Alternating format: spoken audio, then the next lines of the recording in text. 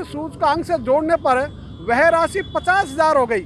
तो इतनी राशि आपदा राहत कोष राज्य की, आपदा राहत कोष केंद्र का, दोनों को मिलकर देना चाहिए।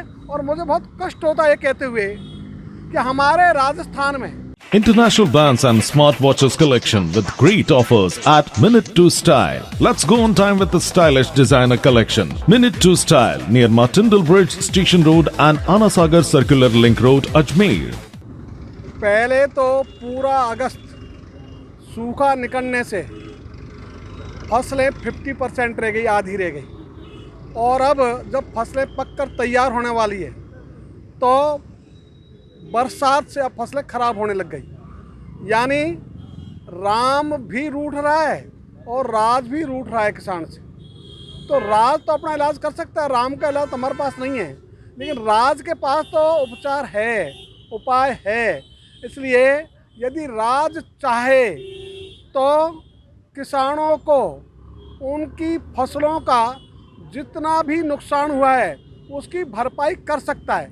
और ये हम नहीं कह रहे, वर्ष 2010 में हुडा समेटी ने ये रिपोर्ट भारत सरकार को दी थी कि किसान की फसल खराब हुई प्राकृतिक आपदाओं के कारण से तो 1 एकड़ पर किसान को 25,000 रुपये दिए जाएंगे।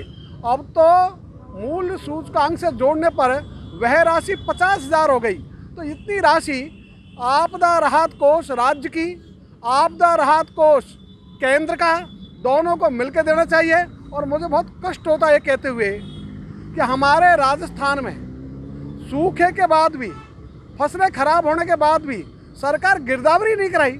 और गिरदावरी का जो पुराना तरीका है, आज हमारा देश चांद पे मिट्टी कैसी है, चांद में दिन रात कैसे होता है, वहाँ तक तो पहुँच गई, लेकिन फसल की गिरदावरी के लिए वही पुराना घिसा पिटा रवैया अपना रही है।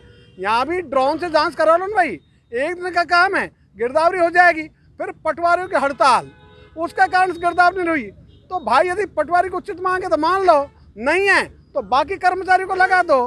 गिरदावरी कोई मुश्किल काम नहीं है, वो कर देंगे। लेकिन सरकारें और बीमा कंपनियां, पटवारी, ये सब मिले रहते हैं। इसलिए जब क्रॉप कटिंग का समय आता है तो इनको मुआवजा नहीं देना पड़े, इस कारण से ये सब मिलकर किसान को पीछे रखते हैं, उसके क्लेम से वंचित करते हैं। इतना ही नहीं, जब फसल पैदा हो जाए, किसान बेच दे तो खरीदने वाला पैसे नहीं देता, करोड़ों रुपए लेकर बैठ गया, और वो भी जिम्मेदार आदमी।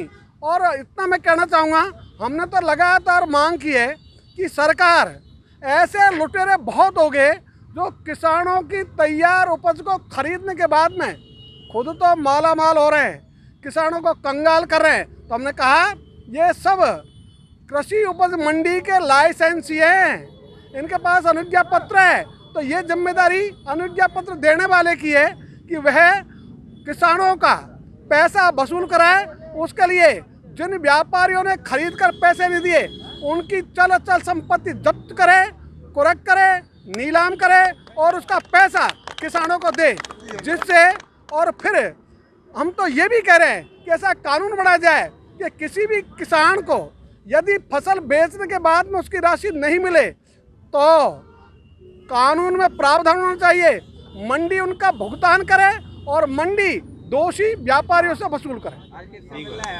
आज जिला कलेक्टर अजमेर इनसे मिलने आए हैं और ये कहना है कि भाई आप ये जो समस्या है किसानों की, इनको अनदेखी मत करो, संवेदनशील सरकार की तरह काम करो। इसलिए इसके लिए आ जाएं। और एक जो किसानों का धरना चल रहा है केसरगंज अजमेर में, जहां पैसे नहीं दिए फसलों को खरीदने के बाद भी, उनके वहाँ भी जाएंगे, वहाँ बैठेंगे, दोनों कामों के लिए आ जाए।